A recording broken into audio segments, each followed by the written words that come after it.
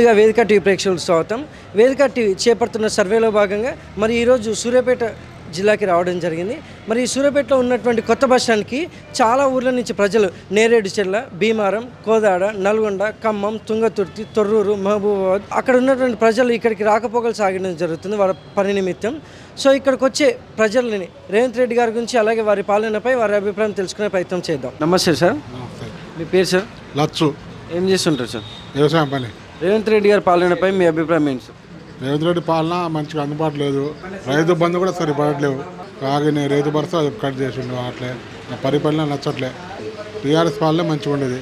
ట్యాన్కి నీళ్ళు ఇచ్చేది, ట్యాన్కి కరెంట్ ఇచ్చేది, ట్యాన్కి రైతు బంధు పడేది. పాలన వెనుకబడిపోయినట్టే. రైతు బంధు 2 లక్షలు మాపేది, కొందరు పడ్డది, కొందరు పడలే. రైతు భరోసా 2 సంవత్సరాలు అయితే ఇంత ఏనేయలే. మరి గతంలో కేసీఆర్ గారి పాలనపై మీ అభిప్రాయం ఏంటి సార్? ఇతర పాలన ట్యాన్కి నీళ్ళు ఇచ్చేది, ట్యాన్కి రైతు బంధు చేసేది, పళ్ళ మంచిగా ఉండేది. కేసీఆర్ బాగుండేది. నమస్తే సార్. నమస్తే. మీ పేరు సార్? దయాకర్ రెడ్డి. ఏం చేస్తుంటారు? అగ్రికల్చర్. రేవంత్ రెడ్డి గారి పాలనపై మీ అభిప్రాయం ఏంటి సార్? బాగానే చేస్తాడు ఆయన. కాకుండా వాళ్ళు చేసిన అప్పు వాళ్ళు కట్టలేక నెలకు 7,000 కోట్లు కట్టుకుంటూ వస్తారు అని ఇబ్బందులు పడతాడు. ఇవన్నీ తెచ్చిపెట్టాలన్నా కూడా కొంచెం ఆయన ఇబ్బందులలో గురవుతాడు. ఆయన చేసినవి ఇంకా ఉన్నాయి, ముందట ఉన్నాయి. ఆయన చేసుకుంటూ రావాలి కదా. డబ్బులు లేక వాళ్ళు ఇబ్బందులు పెడతారు. వాళ్ళు డబ్బులని మింగేసి వాళ్ళు ఉన్నారు. డబ్బుల గురించి కష్టపడతాడు ఆయన. ఇవన్నీ చేసుకుంటూ రావాలి కదా. మళ్ళీ ఈ రైతు బంధు అవుతుంది, రైతు భరోసా అవుతుంది, రుణమాఫీ అవుతుంది. ఇవన్నీ చేసుకుంటూ ఒక్కొక్కటి చేసుకుంటూ వస్తాడు. ఆయన ఎక్కి సంవత్సరం కాలేదు. 10 సంవత్సరాలు చేసింది ఉన్నది. ఇప్పుడు 4 సంవత్సరాలనే 1 సంవత్సరాలు చేయకపోయింది. ఆయన అన్నీ బాగా చేసుకుంటూ వస్తూనే ఉన్నాడు.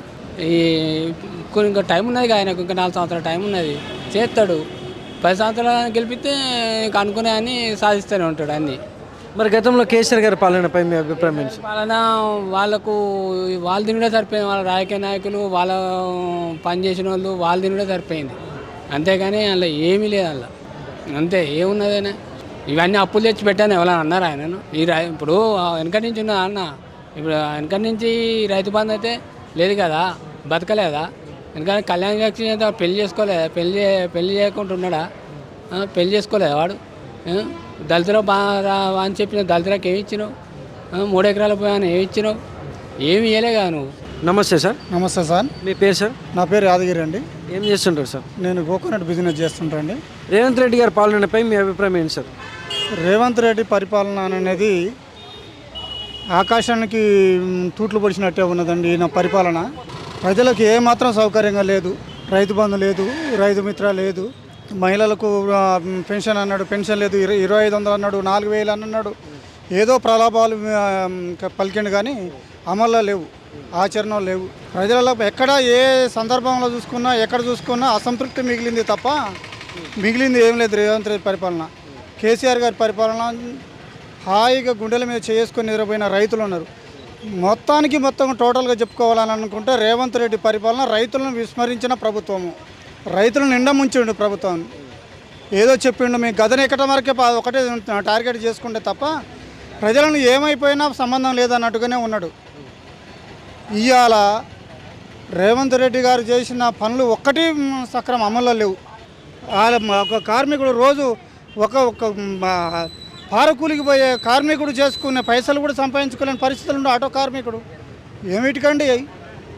ఆటో కార్మికులను పొట్టగొట్టిండు. ఒకటండి, ఒక పరిపాలన రాజనీకుడు రాజబుద్ధి ఎట్లా ఉండాలని అంటే పొట్టగొట్టద్దు. ఈపుని ఒక దెబ్బ కొట్టినా మర్చిపోతాడు కానీ పొట్టగొట్టద్దు. నమస్తే సార్. నమస్తే అండి. నమస్తే. మీ పేరు సార్? మొహమ్మద్ నబీ. ఏం చేస్తుంటారు సార్? పండ్ల వ్యాపారం. రేవంత్ రెడ్డి గారి పాలనపై మీ అభిప్రాయం ఏంటి? 99% అయితే మంచిగానే ఉన్నాయి సార్. ఎందుకంటే ఇంతకుముందు టీఆర్ఎస్ పాలన బాగాలేదు. పర్వాలేదు అనేది దేవుని దయ వల్ల పర్వాలేదు. ఎందుకంటే మధ్యతరగతి పేదవాళ్ళకు కొంచెం మంచిగా జరుగుతుందని ఇందిరా మిల్లు ఒకటి, రేషన్ కార్డులు ఒకటి, మన ఉచిత గ్యాస్ అని పెట్టిండు. అది ఇంకో కరెంటు బిల్లు కూడా 0 బిల్లు చేసినాం.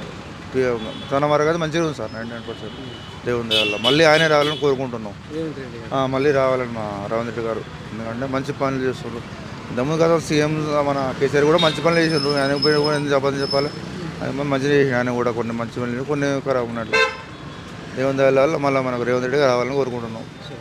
మా ముస్లిం మైనారిటీలకు కూడా దేవుని దయ వల్ల ఒక కంట కనిపెడుతున్నారు వాళ్ళు కూడా. నమస్తే సార్. నమస్తే. చెప్పు. మీ పేరు సార్? సైదులు. ఏం చేస్తుంటారు? షాపు, మంగళ షాపు. రేవంత్ రెడ్డి గారి పాలనపై మీ అభిప్రాయం ఏంటి సార్? ప్రజానికి వెనకబడిపోయినట్టు అయిపోయింది.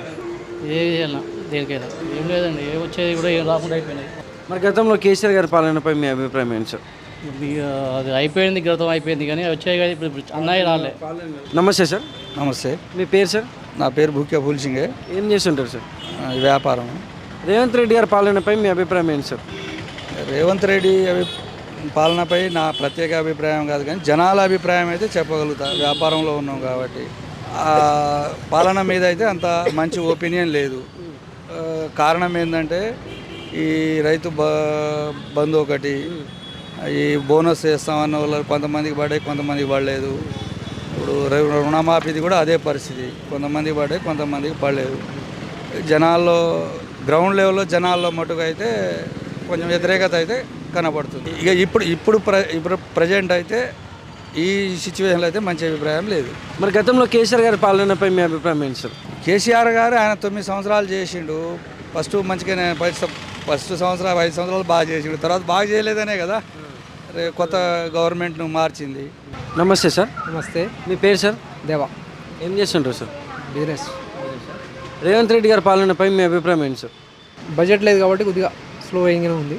ఇదివరకు అంటే కొద్దిగా లాస్లో నడిపించింది, డివైడ్ అయిన తర్వాత నుంచి ఇబ్బందికరంగా ఉంది కాబట్టి ఇప్పుడు కొద్దిగా ఇంప్రూవ్ అవుతుంది. ఒకేసారి కావాలంటే అది కూడా కాదు, మూవ్ అవుతుంది. ఒక్కొక్కటి పని చేసుకుంటూ వస్తాం. కానీ జనాలకు ఎట్లా ఉందంటే ఇప్పుడు చేసాము అంత వేలో మళ్ళీ ఇంకోటి ఏమైనా ఇక్కడ కావాలంటే ఇప్పుడు మనం ఒక కుటుంబం సరిదిద్దాలంటే ఆటోమేటిక్గా ఏర్పడతాం.